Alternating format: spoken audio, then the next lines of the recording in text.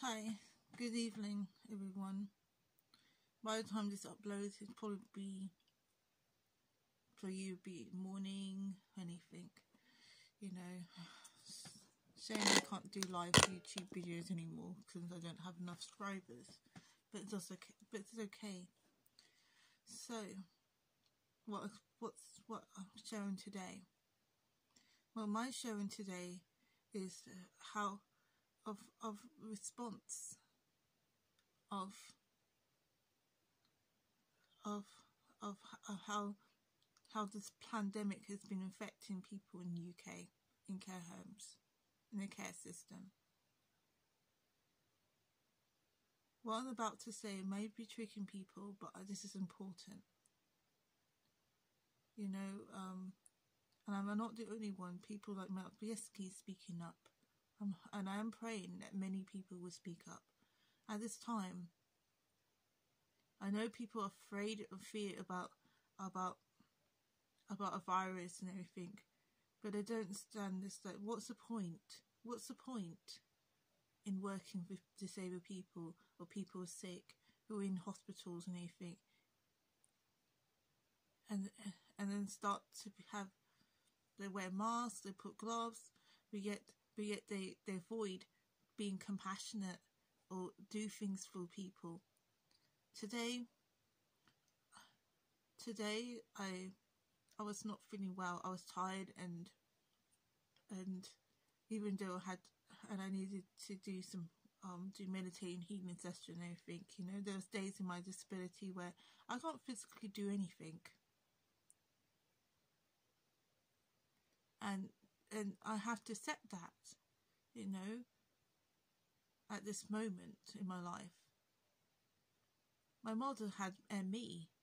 She has autism spectrum and other health difficulties, being a black woman, and in the black community it was very difficult to admit when you're helpless, especially as a black woman. And I wished myself that I'd never be helpless. I wanted to be able to help myself, do anything, you know, do as much as I can, you know, even to change my eating habits and stuff. Unfortunately, at this time, it hasn't been very good because the environment, because I'm forced to live in a toxic environment where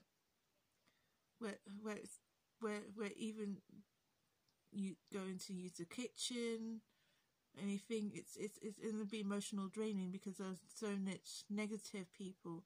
There's so much rules that, you know, the rules change, however, in that day, in that time. You get my point. You know, it's kind of like a prison cell. You know, in a living environment. The thing, I live in a hostel, and it was more freer. At least I was able to have my own fridge. I was able to. Yes, there was rules, but the thing is, though, I was able to do the thing, you know. But in a care home or in a detention centre, which they're called rehabilitating, which is actually a detention centre, or mental health, mental hospital, they don't have this thing, you know. And people consider good, they do not speak or stand up and say, okay, I'm going to put my life, my job in line for standing what is right, because it's better to do so. And if nobody else, that's better than nothing. But at least I decided that I'm not going to be an ableist. I decide that you know, yes, I have work. I asked to wear a mask. I wear asked for thing, but I'm going to be compassionate. I'm not going to tell a person off for going in the kitchen, and they're too tired and too sick to wash their bowl or even dispose the food that was left there. I was terrified. I'm being forced to be fearful. I don't have the right to even stand up by someone who is verbally abusive, a carer who gets paid so many money to care for me, and they say abusive words to me, by example, like narcissistic behaviour, like like, oh, that was my kitchen, that you drop things. And I'm thinking, I'm disabled. Of course, I got a brain injury. I've got autism spectrum. I suffer from mild ME, chronic fatigue. So of course, the council pay for this, and I can't report the council because the council is not on my side. They support this behaviour. And they're telling me, well, it's your job to tell them what to do and stuff. And I'm thinking, no, I don't, because there's no law to support me. There's no community to support me. And the people come here who work for places like this, they just do nothing. They just justify. They live in fearful, like they're the ones who are powerless when they give power and fear in saying this is okay, and suddenly when it happens to them, then they complain about injustice when they did not use injustice, you know.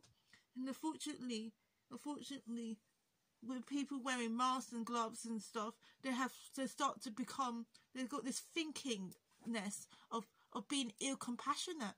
I was told off for going to the kitchen, and I had that feeling, but I thought, you know what, I deserve to get out for the 2 days that I accidentally think and that stuff. I didn't ask the staff to do anything for me.